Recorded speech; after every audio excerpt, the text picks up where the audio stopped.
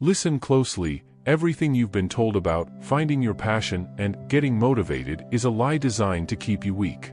Motivation is a feeling, and feelings are fickle. If you wait until you feel like it, you've already lost. True power, the kind that builds empires and sustains legacies, is not found in heat, it is found in the ice.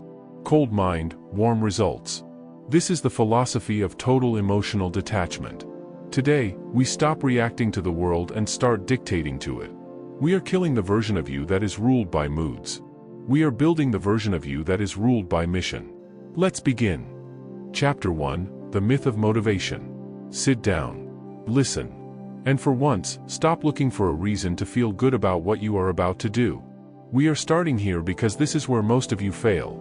You fail because you are waiting. You are waiting for a spark. You are waiting for a sign. You are waiting for that surge of dopamine that makes you feel like a hero before you've even stepped onto the battlefield. You call it motivation. I call it a trap. Motivation is a myth. It is a biological luxury. It is a fair-weather friend that stays with you when the sun is out and the coffee is hot, but disappears the moment the wind turns cold and the pressure mounts. If your success depends on how you feel, you are already a victim of your biology. You are a slave to a chemical fluctuation in your brain that you do not control. Kill the feeling, execute the function. Most people believe that action follows emotion. They think they need to get pumped up to work out. They think they need to feel creative to write. They think they need inspiration to lead. They are wrong. High performers know the truth: action creates emotion. But even more importantly, high performers don't care about the emotion at all. You have a choice. You can be the amateur who only plays when the conditions are perfect, or you can be the professional who delivers because it is Tuesday. That is the key. The professional has a cold mind.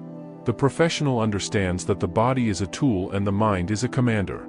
The commander does not ask the soldier if he feels like going over the ridge. The commander gives the order. Kill the feeling, execute the function. Think about the world-class athlete. Do you think they feel motivated at 4 a.m. in the middle of December when their joints ache and the room is freezing? No. They feel tired. They feel sore. They feel human. But they don't let the human part of them make the decisions. They have a system. They have a schedule. They have a cold, unyielding discipline that says, the clock has struck 4. The body moves now. It's not about how much you want it. Everyone wants the result. It's about the systems you have in place for when you don't want it. Motivation is a feeling, discipline is a system. When you rely on motivation, you are essentially saying that your goals are negotiable. You are saying, I will work on my dream if my brain gives me permission. You don't need its permission. You don't need anyone's permission. You have a mission. A mission is not a mood. Kill the feeling, execute the function. Look at your life right now. Look at the projects you've started and abandoned. Look at the gym memberships that went unused. Look at the books half-read. What happened? I'll tell you what happened. The motivation ran out.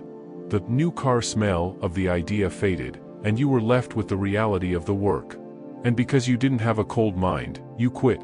You waited for the feeling to come back, but it never did. You must understand that the warm result, the success, the money, the physique, the respect, only comes to those who can endure the cold process. The process is supposed to be cold. It is supposed to be repetitive. It is supposed to be boring. If you are looking for excitement in the work, you are looking for a distraction. Kill the feeling, execute the function. Here is your behavioral instruction for the day: audit your excuses. The next time you say, I'm just not feeling it today, recognize that for what it is, a confession of weakness. It is your emotions trying to hijack your destiny. When that thought arises, do not argue with it. Do not try to motivate yourself out of it. Do not watch a rah-rah video to get your heart rate up. Simply acknowledge the feeling, and then ignore it. Your feelings are noise. Your results are signal. You have a choice. You can let the noise win, or you can stay focused on the signal. It's not about passion, it's about persistence. It's not about inspiration, it's about integration. Every time you execute the function despite the feeling, you are training your brain. You are building a callus on your mind. You are teaching your nervous system that you are the one in charge, not your hormones. This is how you become dangerous. This is how you become unmovable. Kill the feeling, execute the function. If you are writing a report and you feel bored, write the next sentence anyway. If you are at the gym and you feel tired, do the next set anyway.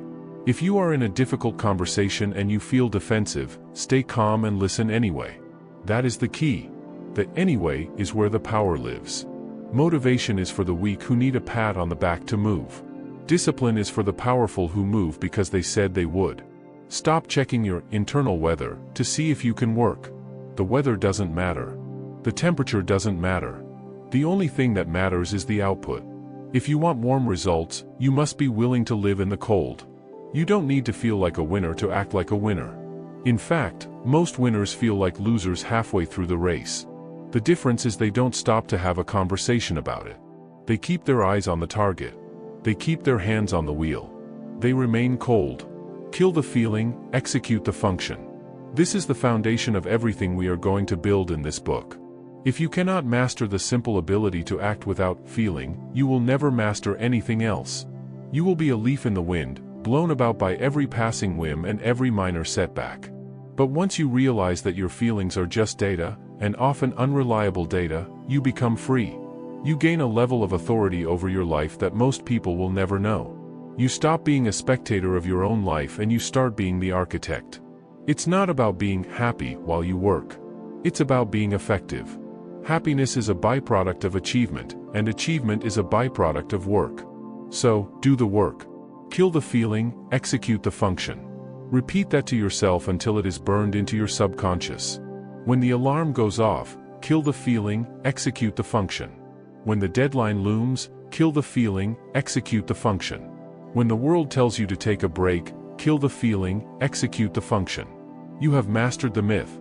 You have seen through the lie of motivation. You are beginning to understand that the coldness within you is not a defect, it is your greatest asset. But it's not just your own feelings you have to worry about. To truly achieve warm results, you have to learn how to deal with the heat coming from everyone else.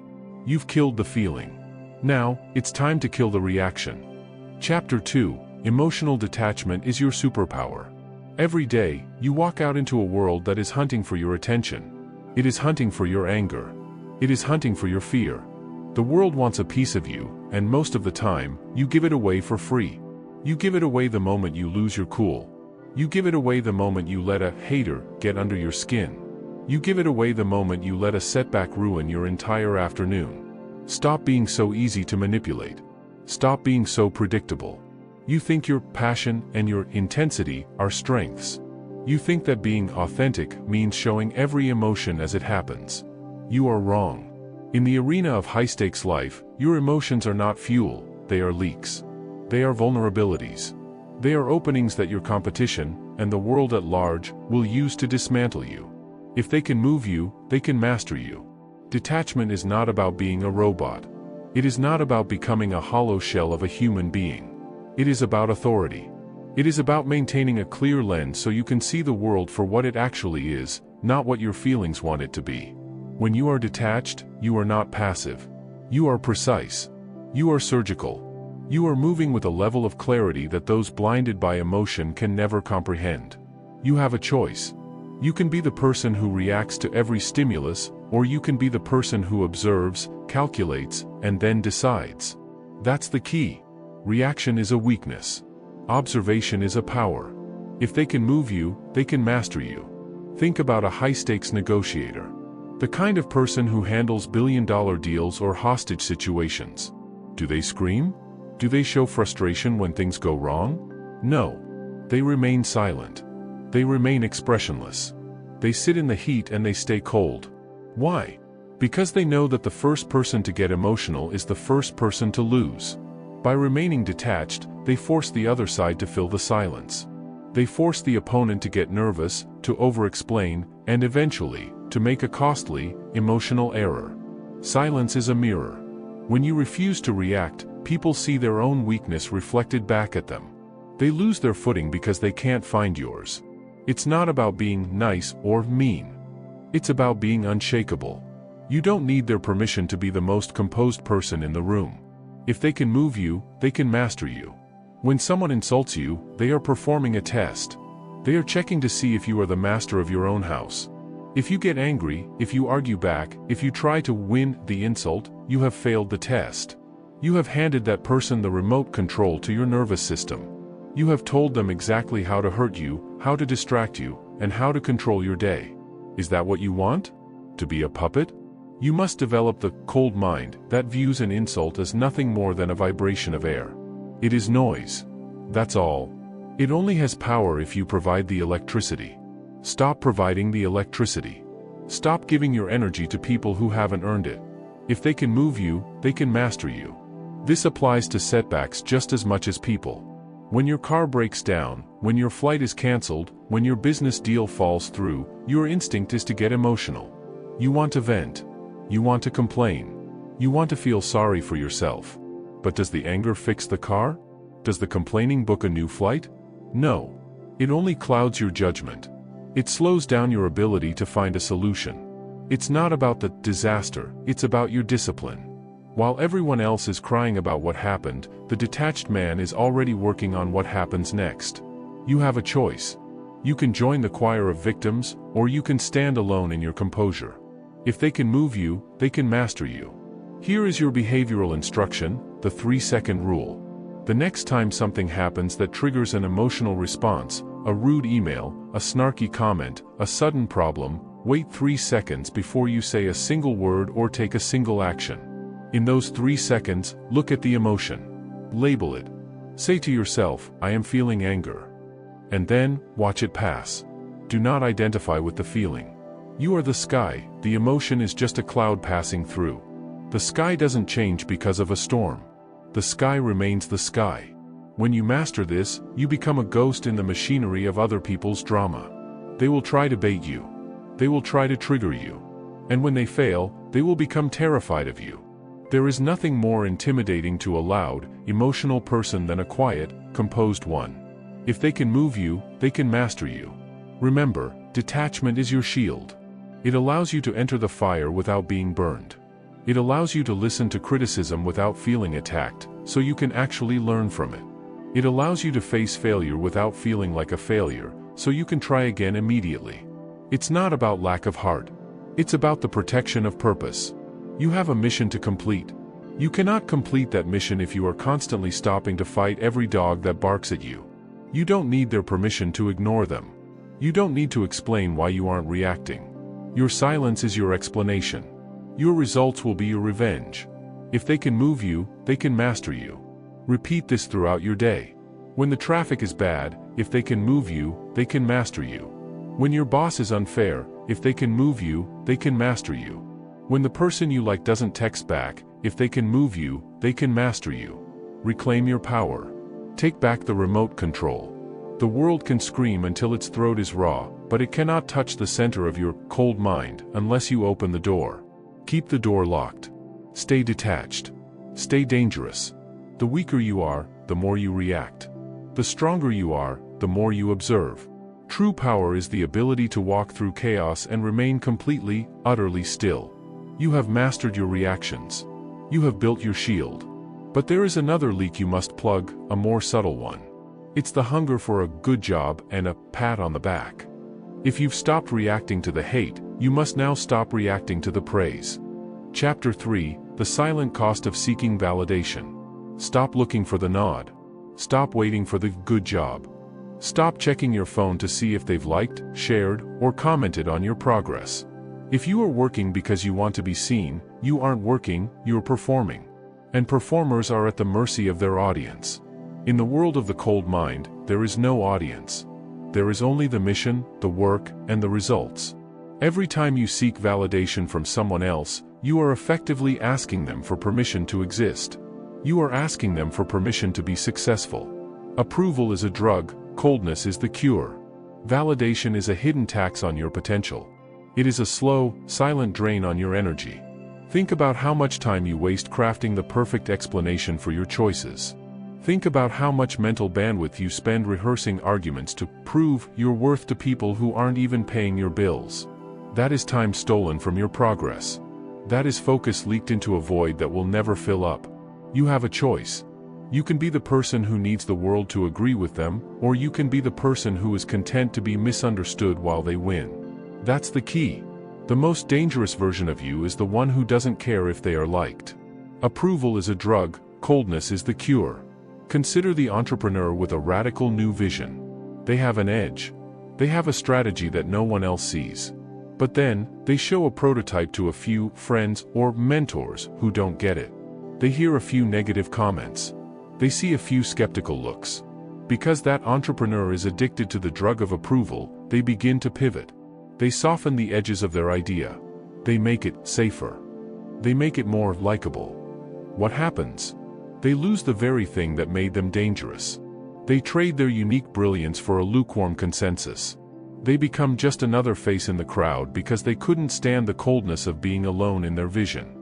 It's not about their lack of talent, it's about their lack of discipline. They prioritized a pat on the back over a win on the scoreboard. Approval is a drug, coldness is the cure. You don't need their permission to be great. You don't need their permission to change your life. You don't even need their permission to be wrong in their eyes. If you are addicted to approval, you are easily controlled. People will use praise to keep you in line and criticism to steer you away from your goals. It is the ultimate leash.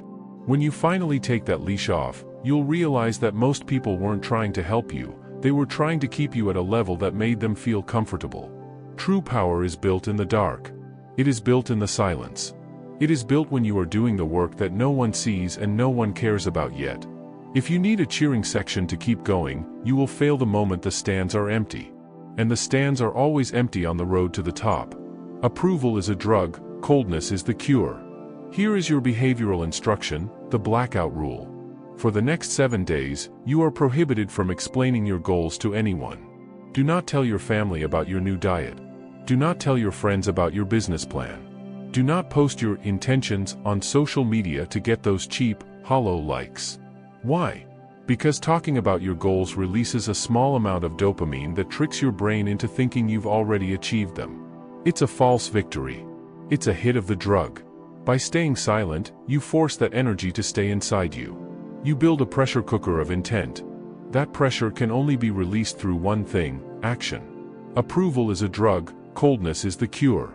It's not about being arrogant, it's about being self-contained. An arrogant man wants everyone to know he's the best. A cold mind doesn't care if anyone knows, as long as the work is done to standard. When you stop seeking validation, you reclaim your time. You stop checking in. You stop following up with people who don't matter. You stop apologizing for being focused. You realize that no is a complete sentence and that your schedule is not a public resource. You have a choice. You can spend your life being the nice guy who everyone likes but no one respects, or you can be the individual who is respected because they cannot be moved. Approval is a drug, coldness is the cure. Look at your social circle. How many of those people are actually contributing to your growth? How many of them only like you because you stay within the box they've built for you? The moment you start acting with a cold mind, some of those people will fall away. They will call you cold. They will call you changed. They will say you've forgotten where you came from. Let them talk. Their opinions are not your reality. Their discomfort is not your problem. If they can't handle your growth, they weren't meant to be part of your future. You don't need their permission to outgrow them. Approval is a drug, coldness is the cure. Every time you feel that itch to show off, every time you want to post a hustle photo or tell someone how hard you're working, stop. Realize you are experiencing a withdrawal symptom. You are craving the hit. Instead of reaching for the phone, reach for the work. Instead of seeking the nod, seek the result. Results don't need an explanation. A bank balance doesn't need a caption. A transformed body doesn't need a press release. That's the key. When your results become loud enough, you won't have to say a word. And by the time the world starts noticing, you will be so far ahead that their praise won't even reach your ears. You will have developed a permanent immunity to their opinions. Approval is a drug, coldness is the cure. Master the art of being invisible while you are becoming invincible. The world rewards those who finish, not those who announce they are starting. Stay in the cold. Keep your wins to yourself. Let your success be the only noise you make. You have mastered the art of working in silence. You have stopped leaking energy into other people's expectations. You are now a closed system. But even a closed system faces internal pressure. When the world catches fire and the stakes are high, How do you keep that coldness from turning into panic? You've learned to ignore the crowd. Now, you must learn to ignore the chaos. Chapter 4, Decision-Making Under Fire. The world is on fire. The deadline was an hour ago. The client is screaming. Your bank account is draining. Your heart is hammering against your ribs like a trapped animal. Most people, in this exact moment, fall apart. They succumb to the fog. They make decisions based on panic, not on purpose. And that is exactly why they fail. When the pressure rises, the average person starts telling themselves a story. This is a disaster. I'm going to lose everything. Everyone is watching me fail. These stories are poison. They create a mental haze that slows your reflexes and blurs your vision. In the arena of high performance, the story is what kills you. The data is what saves you. Strip the story, see the data. You must understand that stress is not an external event. Stress is an internal reaction to a perceived narrative. The fire isn't the problem, your interpretation of the fire is the problem. A cold mind does not interpret. A cold mind observes. It strips away the adjectives. It strips away the what-ifs. It looks at the situation with the cold, dead eyes of a machine. You have a choice. You can let the chaos dictate your pulse, or you can use your pulse to dictate the chaos. That's the key. High-pressure decision-making isn't about being brave. It's about being clinical. It's about being so detached from the outcome that you can see the moves on the board clearly while everyone else is knocking the pieces over. Strip the story, see the data. Look at an emergency room surgeon. Imagine the scene, alarms are blaring, blood is on the floor, family members are wailing in the hallway, and a life is literally leaking away on the table. If that surgeon stops to think about the story, the tragedy of the patient, the fear of a lawsuit, the pressure of the clock, the patient dies. The surgeon doesn't engage with the tragedy. They engage with the protocol. They use a checklist mentality. They look at the blood pressure. They look at the oxygen levels. They look at the wound. They ignore the screaming because the screaming is just noise, and noise doesn't save lives. Data saves lives. They operate with a surgical coldness because they know that empathy without competence is useless. It's not about your feelings for the situation, it's about your discipline within it. You don't need the world's permission to be calm when things go wrong. Strip the story, see the data. When a crisis hits your life, your brain will try to flood you with a narrative of catastrophe. Stop it. Cut the feed. Force yourself to ask one question: what is the objective reality of this moment? If you lost your job, the story is, I'm a failure and I'll be homeless. The data is, I have 0 income and 4 weeks of savings. I need to send 10 applications today. If your partner leaves you, the story is, I'm unlovable and my life is over. The data is, my living situation has changed. My daily schedule has an extra 4 hours of free time. Do you see the difference? The story leads to paralysis. The data leads to a task. And a task is something a cold mind can execute. Strip the story, see the data. Panic is a luxury you cannot afford. It is a waste of metabolic energy. Every second you spend worrying about how bad things are is a second you aren't spending fixing them. You have to learn to lower your heart rate through sheer logic. You tell yourself, the situation is X. The required move is Y, execute now. That's the key. You become a series of if/then statements. If the server goes down, then we switch to the backup. If the investor pulls out, then we call the next lead. There is no room for, why is this happening to me? Why is for philosophers. What is for winners. Strip the story, see the data. Here is your behavioral instruction, the crisis audit. The next time you feel that surge of panic, that fire in your chest, get a piece of paper. Draw a line down the middle. On the left side, write down every story your brain is telling you. All the fears, all the insults, all the predictions of doom. Then, on the right side, translate those stories into data. What are the actual numbers? What are the actual physical facts? What are the moves available to you in the next 60 seconds? Once you see it on paper, you will realize that the story side is 90% of the weight you are carrying. The data side is actually quite small. It is manageable. You will realize that you aren't overwhelmed by the problem. You are overwhelmed by the drama you've added to the problem. Strip the story, see the data. You have a choice. You can be the victim of the narrative, or you can be the master of the facts. Discipline is the ability to maintain this distinction when the world is trying to blur it. You don't need permission to ignore the gravity of the situation. People will tell you that you should be more worried. They will tell you that you are being cold or unfeeling. Let them. Their worry is a sign of their incompetence. Your coldness is a sign of your control. When you strip the story, you become faster than everyone else. While they are still processing the shock, you are already on step 3 of the solution. You move through the fog like a thermal camera. You see the heat signatures of the opportunities while others only see the gray mist of fear. Strip the symbol, see the data. Master this, and you become the eye of the storm. When everyone else is looking to someone for leadership, they will look to the person who isn't sweating. They will look to the person who is speaking in facts, not in feelings. They will look to you. But remember, to maintain this level of clarity, you cannot be burdened by the need to show off. You cannot be looking for credit while you are solving the problem. The moment you start thinking about how heroic you look, you've re-entered the story. And the story is where the fog lives. Strip the story, see the data. Stay in the cold. Keep your heart rate low. Treat every crisis like a math problem that needs to be solved, not a drama that needs to be acted out. The results will follow the precision of your movements, not the intensity of your emotions. You have learned to see through the fog of crisis. You have learned to operate when the stakes are at their highest. You are becoming a person of action, not reaction.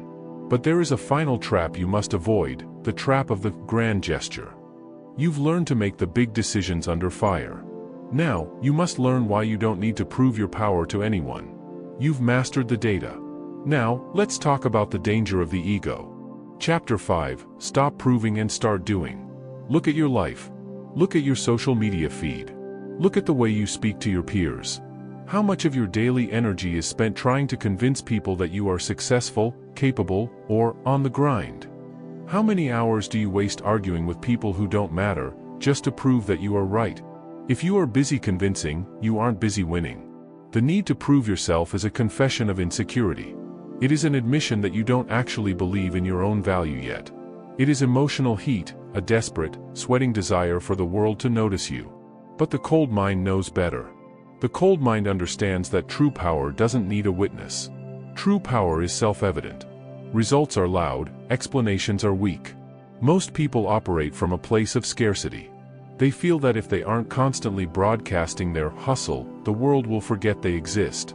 They think they need to wear the watch, drive the car, and post the motivational quote to be taken seriously.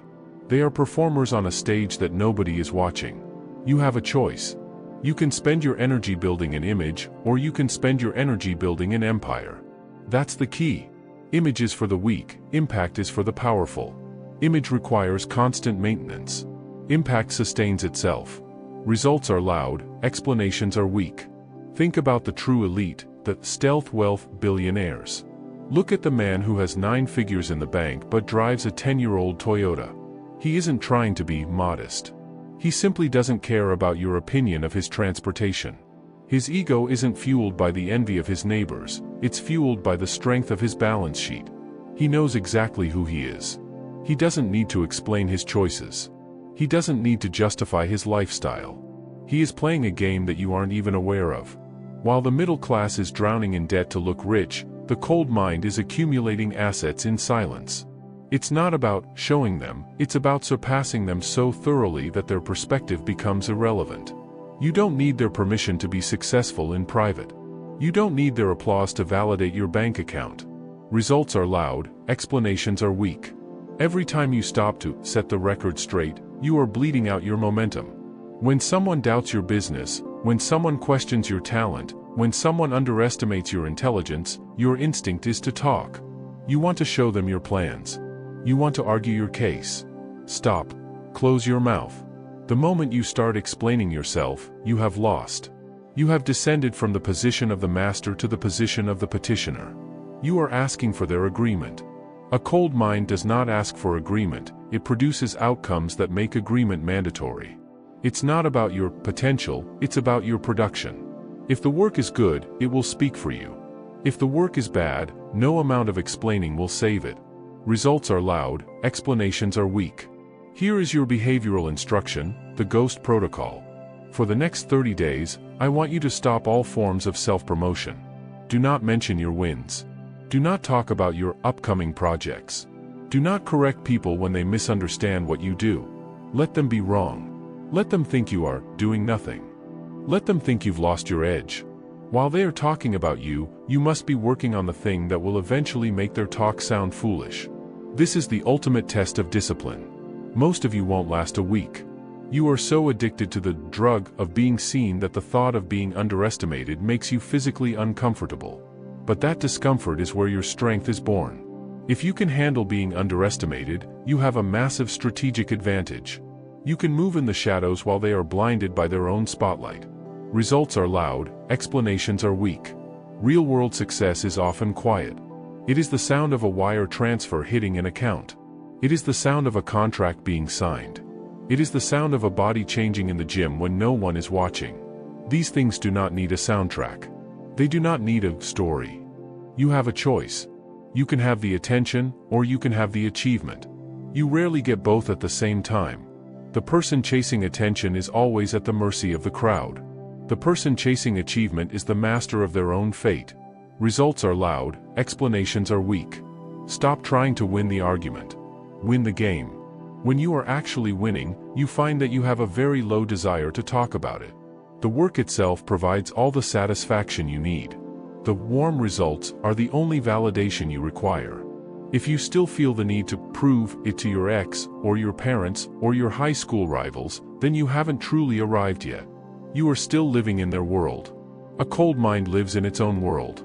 It sets its own standards. It meets its own goals. It understands that explanations are just noise, and noise is a distraction from the function. Results are loud, explanations are weak. Ask yourself, if no one ever found out about my success, would I still want it? If the answer is no, then you aren't seeking success, you're seeking status. Status is fragile. Status is dependent on the whims of others. Success is yours. Kill the need to be understood. Embrace the power of being the dark horse. There is a certain terrifying beauty in being the person who says the least and does the most. Results are loud, explanations are weak. You don't need permission to be a silent achiever. In a world of loudmouthed losers, the man of few words and massive action is a king. Keep your head down. Keep your mouth shut. Keep your eyes on the data. Let the world wake up one day and find that you have moved the mountain while they were busy talking about how heavy it was. That's the key. The less you say, the more your actions matter. The more you do, the less you have to be. You have learned to stop proving your worth to the world. You have internalized the power of the silent win. But silence is more than just a lack of boasting, it is a tactical weapon. To truly dominate your environment, you must learn how to use silence to control the people around you. You've stopped explaining. Now, you must learn to stop reacting. Chapter 6, The Strategy of Silence. Open your ears and close your mouth. We live in a world of constant noise. Everyone is shouting. Everyone is desperate to be heard. Everyone is leaking their energy through their lips, begging for attention, for space, and for validation. They think that by talking more, they are asserting more power. They are wrong. Every unnecessary word you utter is a drop of power leaving your body. Every time you over-explain, you are bleeding authority. The cold mind understands a fundamental truth of human nature: silence is a vacuum. And the human brain cannot stand a vacuum. When you stop talking, the world begins to lean in. When you refuse to fill the air with empty noise, you force everyone else to reveal their hand. Power speaks in whispers, weakness screams. You have a choice. You can be the person who fills the room with nervous chatter, or you can be the person who controls the room through the sheer weight of your absence of speech. That's the key. Silence is not the absence of energy, it is the ultimate concentration of it. It is a strategic reserve. It is the ability to move through the world without giving away your position, your intent, or your vulnerabilities. Most people scream because they are afraid. They scream to convince themselves they exist. They scream to drown out the sound of their own insecurity. But the elite? The greats throughout history? They knew better. They spoke less than necessary. They understood that the more you say, the more common you appear, and the more likely you are to say something foolish. Power speaks in whispers, weakness screams. Think about the most intimidating figures in history or business. They don't walk into a room and start bark orders like a frantic middle manager. They walk in and they observe. They let the silence stretch until it becomes uncomfortable for everyone else. They wait. They listen. And when they finally do speak, their words have the impact of a falling guillotine. Why? Because they haven't wasted their currency on small talk. By practicing silence, you create an aura of unpredictability.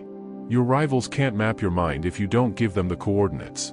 They can't find your triggers if you don't show them where you bleed. You force the world to adjust to your pace. You become the gravitational center of the conversation. It's not about being shy, it's about being disciplined. You don't need their permission to be the quietest person in the room. Power speaks in whispers, weakness screams. Look at your own habits.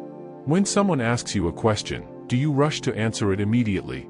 Do you feel the need to fill every awkward pause with a joke or a useless comment? That is a leak. That is emotional heat. You are reacting to the discomfort of the silence rather than mastering it. The cold mind uses silence as a weapon. In a negotiation, silence is the ultimate closer. In an argument, silence is the ultimate shield. When you are criticized, silence is the ultimate response. It signals that the other person's words haven't even reached your center. It tells them that their heat is being absorbed by your ice. Power speaks in whispers, weakness screams. Here is your behavioral instruction, the 80-20 silence rule. For the next 48 hours, I want you to listen 80% of the time and speak only 20%. And when you do speak, your sentences must be short, declarative, and devoid of filler words. No, I think, no, maybe. Stop using 5 sentences to say what could be said in 5 words. Stop apologizing for your presence. If someone stops talking, do not jump in to save them. Let the silence hang. Watch how they fidget. Watch how they start to overshare to fix the discomfort. That is the data you are looking for. You are harvesting information while they are burning their influence. Power speaks in whispers, weakness screams. It's not about being a mystery for the sake of drama. It's about being a strategist for the sake of results. Noise is a distraction from the function. Every time you talk about what you intend to do, you are wasting the energy you should be using to actually do it. You have a choice. You can have the buzz of a conversation, or you can have the boom of a result. That's the key. High-level performers don't have brainstorming sessions that last for hours. They have brief alignments followed by long periods of silent execution. Power speaks in whispers, weakness screams. Silence also protects your internal peace. When you stop engaging in the noise of gossip, office politics, and social media outrage, you find that your mind becomes clearer. You aren't constantly processing other people's garbage. You are keeping your mental environment cold and sterile. You are preserving your focus for the things that actually move the needle. You don't need their permission to stop responding to every text, every comment, or every provocation. Your lack of a response is a response. It is the most powerful response you have. It says, "This is not worth my energy." Power speaks in whispers, weakness screams. The world is terrified of silence because in silence, you have to face yourself. In silence, the story falls away and only the data remains. If you can handle the silence, you can handle anything. If you can be comfortable when the noise stops, you have achieved a level of mastery that most people will never touch. Start today. Speak less. Observe more. Don't explain your silence, just inhabit it. Let people wonder. Let people assume. Let people fill the air with their own insecurities while you remain focused on the mission. Your results will eventually break the silence, and when they do, they will be deafening. Power speaks in whispers, weakness screams. Weakness needs to be heard to feel significant. Power is significant whether it is heard or not. Choose power. Choose the cold. Choose the strategy of silence. You have mastered the art of holding your tongue. You have learned that the loudest person in the room is often the weakest. You are moving strategically, while others are wasting their life's energy just to be noticed. But even in total silence, there is a trap, the desire for the big break. You've learned to be quiet. Now, you must learn to be patient. You mastered the noise. Now, let's talk about the long, quiet road to the top. Chapter 7, Embracing the Boring Path. You are addicted to the finish line. You are obsessed with the highlight reel. You spend your nights dreaming of the trophy, the stage, the big exit, and the sudden surge of wealth. But you are ignoring the only thing that actually makes those things happen: the gray, unglamorous, repetitive middle. Most of you will never reach the top because you cannot handle the boredom of the climb. You want every day to be a breakthrough. You want every workout to be a personal record. You want every business meeting to be a game changer. When it's not, when the work is just work, you get restless. You start looking for a new tactic. You start looking for a shortcut. You start looking for more emotional heat. The cold mind does not need excitement. The cold mind finds peace in the process. It understands that greatness is not a lightning strike, it is the slow accumulation of 10,000 boring tasks done with surgical focus. The win is in the work, not the reward. You have a choice. You can be the amateur who only works when it's exciting, or you can be the professional who masters the mundane. That's the key. The professional knows that the result is already decided by the time they reach the stage. The result was decided in the dark. It was decided on the Tuesday morning when they didn't want to get up. It was decided during the 4th hour of deep work when their brain was screaming for a distraction. Amateurs look for flow states. Professionals look for output. It's not about your mood, it's about your discipline. If you only move when you feel inspired, you are leaving your destiny in the hands of a ghost. Inspiration is a visitor, discipline is a resident. The win is in the work, not the reward. Think about the world-renowned writer. The one who produces masterpiece after masterpiece. Do you think they are constantly struck by the muse? Do you think they write while sipping wine on a balcony overlooking the sea? No. The real masters are the ones who sit in a plain room, in a hard chair, for 4 hours every single morning. They face a blank screen. They face the boring reality of constructing one sentence after another. There is no applause. There is no feedback. There is only the clock and the cursor. They do this when they have writer's block. They do this when they feel uninspired. They do this because they know that the masterpiece is not found, it is built, brick by boring brick. They have detached themselves from the magic of the outcome and attached themselves to the machine of the process. You don't need the world's permission to be boring. You don't need a cheering section for your daily habits. The win is in the work, not the reward. The warm result is a byproduct. It is the smoke, the work is the fire. Most people try to catch the smoke with their bare hands while letting the fire go out. They focus on the bank balance, the follower count, and the accolades. They get emotional when those numbers don't move fast enough. But the cold mind looks only at the fire. Did I execute the tasks today? Did I follow the system? Did I stay in the chair? If the answer is yes, the day is a success. The outcome is inevitable. You must learn to love the gray days. The days where nothing feels special. The days where you feel like you're just a gear in a machine.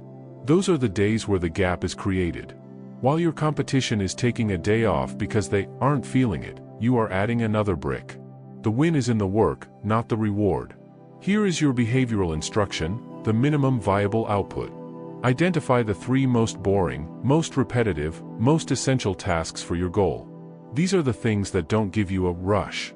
Maybe it's cold calling. Maybe it's data entry. Maybe it's basic skill drills. Starting tomorrow, you will do these 3 things before you do anything else. You will do them without music. You will do them without checking your phone.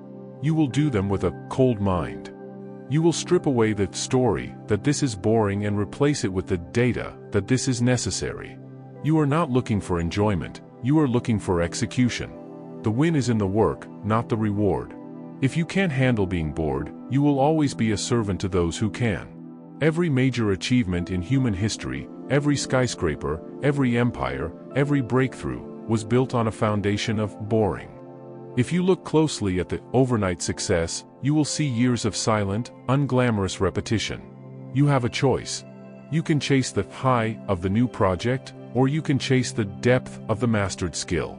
One makes you a hobbyist, the other makes you a master. It's not about your passion for the goal, it's about your discipline for the path. Passion burns out when the path gets long. Discipline keeps walking through the dark. You don't need permission to stay on the path when everyone else has wandered off to find something more interesting. The win is in the work, not the reward. The world is designed to keep you distracted. It is designed to make you feel like you are missing out if you aren't constantly trying something new. But the secret of the elite is that they are doing the same things today that they were doing 5 years ago, they are just doing them better. They have embraced the boredom. They have realized that the magic is just the mundane, repeated until it becomes extraordinary. Stop asking for variety. Start asking for consistency. Stop looking for excitement. Start looking for efficiency. When you move with a cold mind, you realize that the boredom is actually a shield. It keeps the weak out. The boring path is the least crowded path. If you can endure the repetition, you will eventually find yourself in a place where no one else can compete with you, because they all quit when the fun stopped. The win is in the work, not the reward. Repeat this every time you feel the urge to procrastinate. The win is in the work. Every time you want to switch tasks, the win is in the work. Every time you feel like you aren't getting anywhere, the win is in the work. The result is a shadow. You cannot control a shadow. You can only control the object that casts it. The object is your daily discipline. Focus on the object. Let the shadow take care of itself. You have learned to embrace the boring path. You have realized that the long way is actually the only way. You are no longer chasing the high of the reward. You are fueled by the cold of the work. But as you build this strength, the world will try to find a crack in your armor. It will look for your deepest fears and your hidden doubts. You've mastered the work. Now, it's time to master the wall. Chapter 8, Forging an Unbreakable Mental Fortress. The world is a siege engine. It is constantly throwing rocks at your walls. It is trying to find a crack in your resolve, a leak in your confidence, or a soft spot in your ego. For most of you, the walls are made of paper. One bad news cycle, one harsh critique, or one unexpected bill, and the whole structure collapses. You spend your life in a state of constant repair, trying to patch the holes that the world keeps punching in your peace of mind. Stop building with paper. Start building with stone. The cold mind is not just a tool for work, it is a fortress for your existence. You must build a mind so stable, so dense, and so fortified that external chaos cannot penetrate it. You must reach a point where the world can scream, the market can crash, and people can betray you, yet your internal state remains untouched. Nothing reaches the center. You have a choice. You can be a victim of circumstance, reacting to every tremor in the ground, or you can be the ground itself. That's the key. Most people live on the surface. They are vulnerable to the weather. But a fortress is built deep into the bedrock. When the storm hits, the surface gets wet, the wind howls, and the trees bend, but the bedrock does not move. You must develop an internal sanctuary where your identity and your resolve are kept safe. This isn't about positive thinking. Positive thinking is fragile because it depends on things going well. If you tell yourself everything will be fine, you are defenseless when things are not fine. The cold mind does not hope for the best. It prepares for the worst so that the worst loses its power over you. Nothing reaches the center. Think about the Stoic philosophers of ancient Rome. Men like Seneca or Marcus Aurelius. These were not men of leisure, they were men of high-stakes power and constant danger. They practiced something called premeditatio malorum, the premeditation of evils. They would sit in their rooms and mentally rehearse the loss of their wealth, the betrayal of their friends, and even their own execution. They didn't do this to be depressed. They did it to be invincible. By facing the worst-case scenario in the laboratory of their own minds, they stripped those events of their shock value. When misfortune finally arrived, it wasn't a surprise, it was an old acquaintance. They could look chaos in the eye and say, "I have already seen you. I have already survived you. You have no power here." It's not about your luck, it's about your discipline. You don't need the world's permission to be prepared for its cruelty. Nothing reaches the center. Most of your suffering comes from the shock of reality not meeting your expectations. You expect people to be fair. You expect the plan to work. You expect the body to stay healthy. When those expectations are violated, you feel attacked. The walls of your fortress crumble because you didn't think the enemy could reach them. The cold mind expects the friction. It anticipates the betrayal. It accounts for the failure. By the time the crisis hits, the emotion has already been processed months in advance. You are left with the data, not the drama. You can act with surgical precision while everyone else is still in a state of disbelief. Nothing reaches the center. Here is your behavioral instruction, the pre-mortem audit. Tonight, I want you to look at your most important project or relationship. I want you to imagine it has utterly failed. Don't look away. Look at the wreckage. Ask yourself, how did it happen? Was it a lack of funds? Was it a lack of loyalty? Was it your own laziness? Trace the failure back to its source. Now, look at that source in the present day. Fix the leak now. But more importantly, realize that even if it fails exactly as you imagined, you are still standing. You are still breathing. You still have your cold mind. Once you realize that you can survive the worst the world has to offer, the world loses its ability to intimidate you. You stop playing, not to lose, and you start playing to win. Nothing reaches the center. This fortress is built through the daily rejection of minor irritations. If you lose your cool because you can't find your keys, how will you stay calm when you lose $1 million? If you feel violated by a mean comment on the internet, how will you stand firm when a competitor tries to ruin your reputation? It's not about the size of the problem, it's about the seal of the fortress. Every time you allow a minor inconvenience to ruin your mood, you are leaving the drawbridge down. You are telling the world, come in and mess with my head. Stop it. Close the gate. Practice being unmoved by the small things so that you are prepared for the big things. When the coffee spills, nothing reaches the center. When the flight is delayed, nothing reaches the center. When the insult is hurled, nothing reaches the center. Nothing reaches the center. You have a choice. You can be a fragile ego looking for a safe space, or you can be a cold mind that is its own safe space. That's the key. Security is not something the world gives you. Security is something you forge in the fire of your own discipline. The stronger your fortress, the more warm results you can handle. Success brings its own set of pressures, envy, complexity, and higher stakes. If you haven't built your fortress while you were struggling, you will surely be destroyed once you are winning. You don't need permission to be unshakable. You don't need to apologize for your lack of outrage. People will call you stoic or indifferent. They will try to pull you into their chaos because they are lonely in their panic. Do not go. Stay inside the walls. Keep the temperature cold. Nothing reaches the center. When you operate from this center, you are truly free. You are no longer a hostage to fortune. You no longer need the weather to be perfect to be happy. You no longer need people to be kind to be productive. You have reclaimed the territory of your own mind. The walls are up.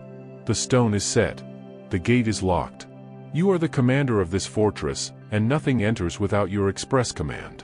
Nothing reaches the center. You have built your fortress. You have learned to anticipate the fire and stay cold within it. Your mind is no longer a playground for the world's chaos.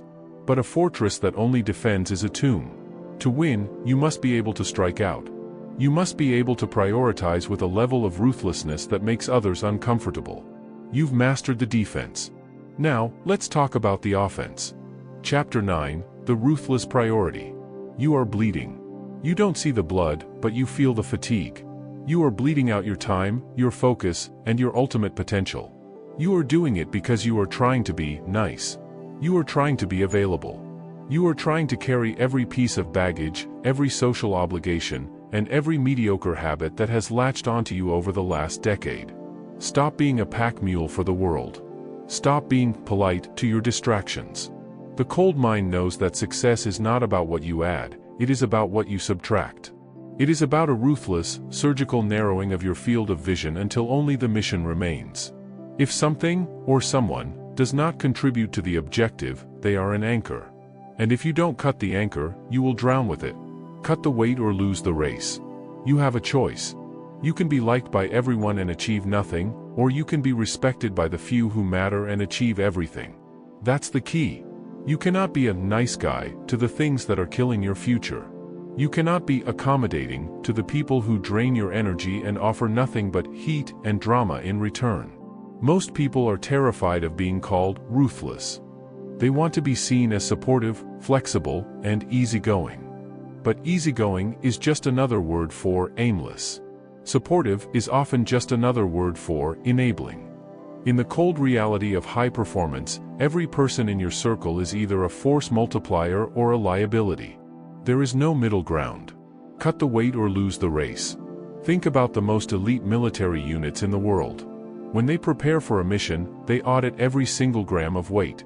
If a piece of equipment doesn't serve a specific, vital function for the survival of the team or the completion of the objective, it is left on the tarmac. They don't take it because it's nice to have. They don't take it because they feel bad for the manufacturer. They also do not carry dead weight in the form of personnel. If a soldier is too slow, too emotional, or too undisciplined, they are cut from the unit. The mission is the only priority. The unit understands that one weak link doesn't just slow the group down, it puts the entire outcome at risk. They aren't being mean, they are being professional. They are being cold. It's not about your feelings for the baggage, it's about your discipline for the destination. You don't need their permission to prioritize your life. Cut the weight or lose the race. Look at your current schedule. Look at your phone's contact list. How many obligations do you have that are actually just habits of weakness? How many friends do you have who only reach out when they want to vent, complain, or distract you from your work? You are paying for these people with the only currency that matters, your life force. Every hour you spend listening to someone's repetitive drama is an hour you could have spent building your fortress. Every evening you spend at a social gathering you didn't even want to attend is a leak in your power. A cold mind performs a social audit every single month. It looks at the data. Does this person challenge me? Does this person provide clarity? Or does this person bring heat, chaos, and distraction? If it's the latter, the connection is severed. No explanation is needed. No argument is required. You simply stop providing the electricity. Cut the weight or lose the race. Here is your behavioral instruction, the rule of one. For the next 7 days, I want you to identify the one most important goal in your life, the ruthless priority. Everything else is secondary. Every time a request for your time comes in, ask yourself, does this move me closer to the one? If the answer is anything other than a definitive yes, the answer is no. Don't say maybe. Don't say I'll try. Say no. Say it without a story. Say it without an apology. You will feel a surge of guilt. That is the nice guy in you trying to regain control. Kill him. That guilt is the weight that has been keeping you at the bottom of the mountain.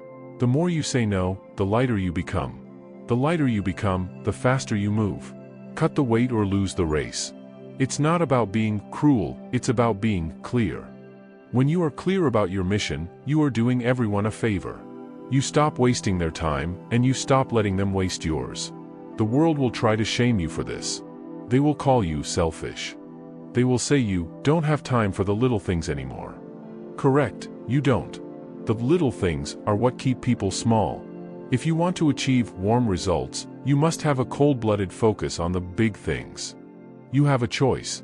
You can be the reliable person who everyone calls when they want to waste an afternoon, or you can be the unreachable person who is actually building something that will last. Cut the weight or lose the race. That's the key. You have a finite amount of cognitive energy every day. If you spend that energy on minor decisions, minor people, and minor problems, you will have nothing left when the real opportunities arrive. You are like a battery. If you leave the lights on all day, the car won't start when you actually need to drive. Turn the lights off. Shut down the background apps in your brain. Stop the updates for people who don't matter. This applies to your habits as well. Look at the comforts you've surrounded yourself with. The scrolling, the drinking, the staying up late, the constant snacking. These are all weights. They feel good in the moment because they provide heat, but they leave you cold in the results. A cold mind views comfort as a trap. If it makes you soft, it makes you vulnerable. Cut the weight or lose the race. Discipline is the act of pruning. To grow a strong tree, you must cut away the dead branches. To build a strong life, you must cut away the dead weight. The more you cut, the more the energy can flow into the fruit. You don't need permission to delete the apps. You don't need permission to block the numbers. You don't need permission to leave the party early. Stay focused on the mission. Let the weight drop. Watch as the world tries to keep up with you and fails. They are too heavy. They are too nice. They are too busy being good people to ever become great performers. Cut the weight or lose the race. When you operate with a ruthless priority, you become a force of nature. You move with a level of intentionality that is terrifying to those who are drifting. You are no longer a participant in the chaos, you are the architect of your own order. You have mastered the art of the cut. You have cleared the path. You are moving faster, lighter, and more precisely than ever before. But as you approach the finish line, you will realize that this isn't just a set of new habits. It is a fundamental shift in your DNA. You've cut the weight. Now, let's talk about the new man who is running the race. Chapter 10, The Identity Shift, Becoming Unmovable. This is the end of the line for the old you. Up until this point, you have been a person trying to be disciplined. You have been a person trying to stay calm. You have been trying to implement these strategies like a new coat of paint over a crumbling house. But paint doesn't stop the collapse. To survive the fire and achieve the warm results you crave, the structure itself must change. You don't need a new set of tips, you need a new DNA. You must stop doing the cold mind and start being the cold mind. Most people fail because they view change as an external chore. They treat discipline like a jacket they put on when they leave the house and take off when they get comfortable. But the world doesn't care about your jacket. The world cares about your core. If you still identify as a weak or emotional person who is simply attempting to be strong, you will eventually revert to your baseline. You will break. I am the mountain, the weather does not matter. You have a choice. You can remain a person who struggles against their nature, or you can decide that your nature has fundamentally shifted. That's the key. Identity is the ultimate governor of human behavior.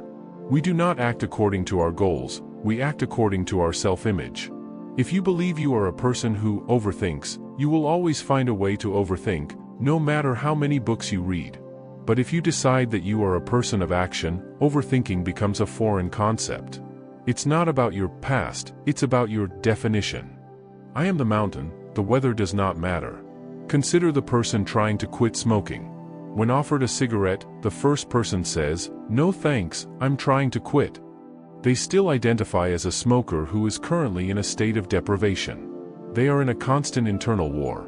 It's only a matter of time before their willpower runs out. But the second person says, "No thanks, I'm not a smoker." That is the identity shift. There is no war. There is no struggle. A non-smoker doesn't need willpower to turn down a cigarette because a cigarette isn't something a non-smoker does. The habit hasn't just been broken, the identity that hosted the habit has been deleted. This is how you must approach your cold mind. You aren't a person trying to stay composed. You are composure itself. You aren't trying to be disciplined. You are discipline.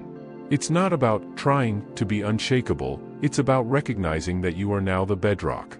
You don't need the world's permission to rewrite your own story. I am the mountain, the weather does not matter. When the storm hits, and it will hit, the mountain doesn't ask the wind when it's going to stop blowing. The mountain doesn't negotiate with the snow. The mountain doesn't feel attacked by the rain. The mountain just is. It is unmovable. It is indifferent. It knows that the weather is temporary, but the stone is permanent. Look at your life through this lens. When a client cancels a contract, that is just wind. When a partner walks out, that is just rain. When the market dips, that is just fog. If you are the mountain, these things happen to you, but they do not change you. They cannot reach your center. You stay cold, stay silent, and stay focused on the mission because that is simply what a person like you does. I am the mountain, the weather does not matter. Most people are weather people. They are sunny when things go well and stormy when things go wrong. They are predictable, fragile, and easy to manipulate. But you have built a cold mind. You have shifted your identity. You have moved from the weather to the mountain. Here is your behavioral instruction, the identity audit. From this moment forward, remove the words "I am trying" from your vocabulary. You are not trying to wake up early. You are a person who is awake at 5 a.m. You are not trying to build a business. You are a builder. You are not trying to be detached. You are unmovable. When you feel an old emotion, an old heat, trying to take over, do not fight it. Simply remind yourself, that is not who I am anymore. That is a ghost from a dead version of me. Then, return to the function. Execute the task. Stay in the cold. I am the mountain, the weather does not matter. This shift is the ultimate form of freedom. When you change who you are, you no longer have to worry about what you do. The actions become automatic. The discipline becomes your default setting. You don't need motivation because a mountain doesn't need a reason to stand tall. It stands because it is a mountain. You have a choice. You can spend the rest of your life managing your flaws, or you can step into a new identity where those flaws no longer exist. That's the key. Transformation is a decision, not a process. It happens the second you decide that the old you is dead and the new you is here to stay. I am the mountain, the weather does not matter. It's not about your potential, it's about your permanence. The world respects what it cannot move. It eventually stops trying to break the mountain and starts building around it. When people realize that their insults, their drama, and their chaos have no effect on you, they will stop bringing them to your door. They will find an easier target, someone who is still made of weather. You don't need permission to be different. You don't need permission to be the person who doesn't react like everyone else. Your new identity is your shield and your sword. It is the foundation of every warm result you will ever achieve. I am the mountain, the weather does not matter. Repeat it until it's the only thing left in your head. When the pressure is on, I am the mountain. When the world is loud, I am the mountain. When the fear creeps in, I am the mountain. You have done the work. You have mastered the systems. You have detached from the noise. You have cleared the path. Now, all that's left is to inhabit the fortress you've built. You are no longer a student of the cold mind. You are the embodiment of it. I am the mountain, the weather does not matter. You have mastered your identity. You have become unmovable. The journey of the cold mind has brought you to the seat of total authority. Now, let's bring it all together and issue the final command. Conclusion. You have the blueprint. The heat of your emotions has been your cage, but the coldness of your discipline is now your key. From this moment on, you do not react, you respond. You do not hope, you plan. You do not wish, you execute. The world will try to pull you back into the noise. It will try to insult you, distract you, and tempt you with the cheap dopamine of approval. Stay cold. Remember, the person who can sit in a room alone, unfazed by the silence and unmoved by the chaos, is the most dangerous person in the world. Your feelings are irrelevant. Your excuses are dead. Your destiny is waiting for you to stop crying and start commanding. My challenge to you is this: turn off this audio, put down your phone, and perform the hardest task on your list right now with zero emotion. Do it because it must be done. Do it with a cold mind. Get to work.